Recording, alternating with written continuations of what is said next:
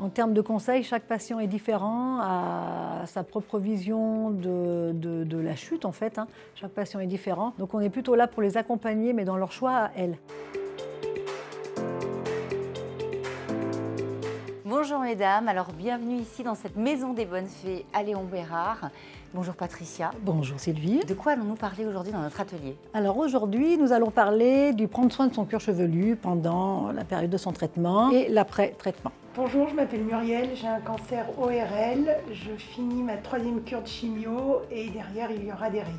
Bonjour, je m'appelle Lou et j'ai eu un cancer du sein et j'ai terminé il y a 2 semaines. Alors les patients qui viennent à la Maison des Bonnes Fées pour faire un atelier sur l'alopécie, elles viennent chercher vraiment un accompagnement dans une période difficile de leur vie, des conseils sur tout ce qui est prothèse capillaire, voilà, sur la chute, sur l'entretien de leur cuir chevelu, quand est-ce que ça va tomber, quand est-ce que ça va repousser.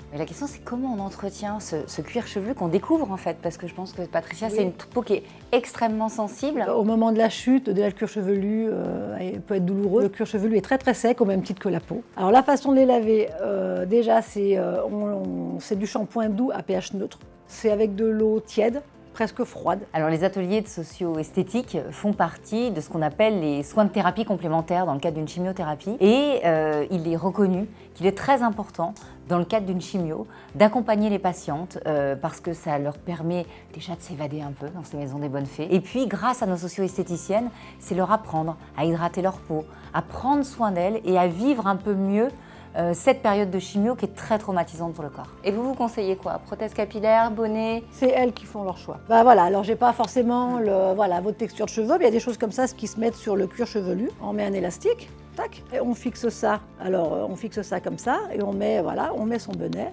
On respecte l'implantation naturelle. Là on la voit bien, mais au cas où, voilà, c'est 4 doigts de sa main. On met son petit doigt au niveau entre les sourcils et ces 4 doigts. Et on arrive à son implantation. Voilà.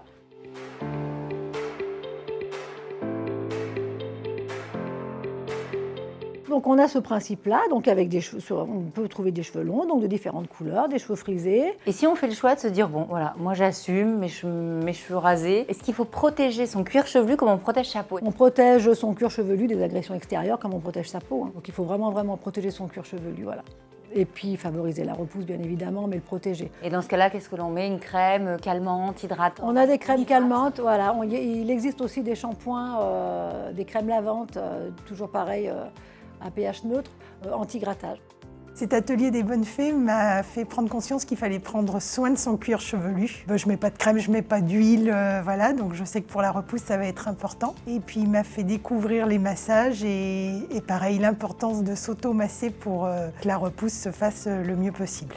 Bon alors Patricia, comment on installe un foulard? Tous les foulards ne sont pas faits de la même façon. Donc déjà, toutes les deux, elles sont arrivées déjà avec un bonnet, alors qui peuvent se customiser. Donc pour Oui, on peut passer des petits foulards. Voilà.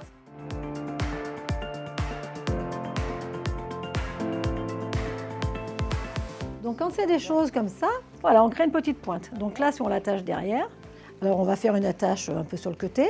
Et puis après, on peut refaire une petite boucle, on camoufle les petites pointes qui sortent si elles nous gênent. L'atelier des bonnes fées sur l'alopécie m'a permis de savoir un peu comment nouer les turbans. Le petit massage était très agréable. En termes de conseils, chaque patient est différent, a sa propre vision de la chute en fait. Chaque patient est différent. Donc on est plutôt là pour les accompagner, mais dans leur choix à elles.